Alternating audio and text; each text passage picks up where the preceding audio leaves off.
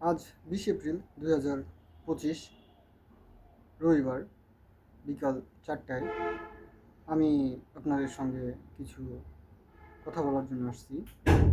সেটা হচ্ছে, ছোটো ভাইটা ঢাকা থেকে পাবনাতে আসতো, খুব একটা শান্তির মতন ঈদ করতে পারলাম না, এমন একটা পরিস্থিতি তৈরি হয়ে গেল। এগুলো সবই তৈরি করা একটা পরিস্থিতি ছিল। তো সেরকমই যে আমার ছোটো ভাইটা পাবনাতে আসলো, আমার সঙ্গে খুবই একটা রাফ আচরণ করে গেল। এটা সারা দেশের মানুষজন জানতে পারল। কিন্তু যেই সূত্র ধরেও এই ইয়াগুলো করে গেল, সেগুলোর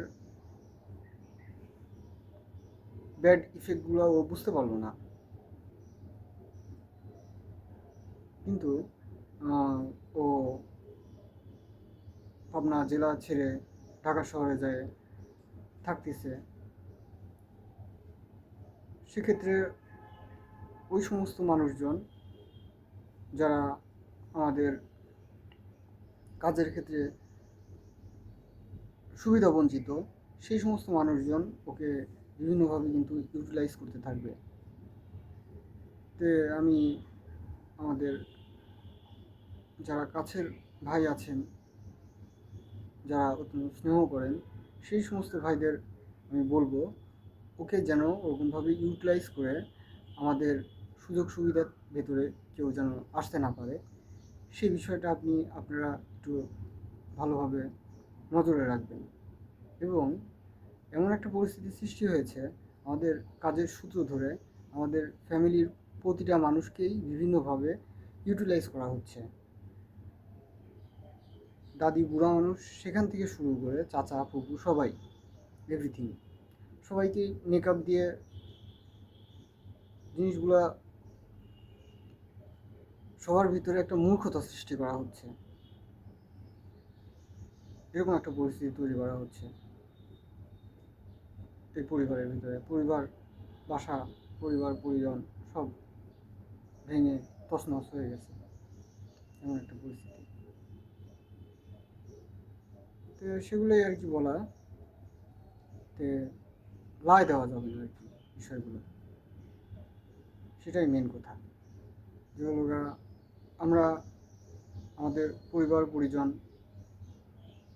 সবারই যতটুকু মূল্যায়ন, সেগুলা আমাদের থেকে অন্য মানুষজন বেশি করে না।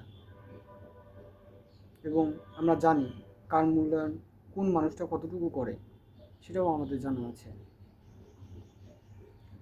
সেক্ষেত্রে আমরা আমাদের নিজেদের মানুষদের যথেষ্ট পরিমাণ মূল্যায়ন করব যখন আমরা প্রতিষ্ঠিত হব। কিন্তু প্রতিষ্ঠিত হওয়ার আগ দিয়ে সেই সমস্ত মানুষজনকে আমরা ইউটিলাইজ হতে দিব না, এরকম চিন্তা করব। কিন্তু সেই সমস্ত মানুষজন অলরেডি ইউটিলাইজ হয়ে গেছে। তাদেরকে সুন্দরভাবে ফিরিয়ে নিয়ে আসা, যখন আমাদের সফলতা আসবে তখন হয়তোবা সেকেন্ডের ভিতরেই চেঞ্জ হয়ে যাবে। কিন্তু এগুলো তো এখন গ্রিডিনেস কাজ করতেছে সব চতুর্থ সাইডে।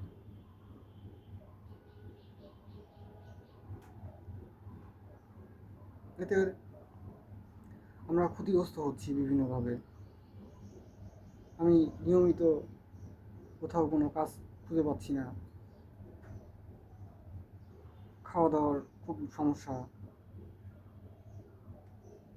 বাড়ির লোকজন স্বার্থের কাছে যায়, বলতেছে যে খুবই আপনজন, তারপরে বলতেছে যে ওরা চিনি না, এই অবস্থার ভিতর। তো সেই সমস্ত মানুষজনের আমরা আমাদের সুযোগ সুবিধার ভিতরে ঢুকতে দেবো না কখনোই। এবং যারা এই সমস্ত মানুষজনের সঙ্গে খুবই করতেছে, তারা তো ভুল করতেছেন। তানভীর ইসলাম works as a journalist for the Daily Service, district correspondent, Pabna.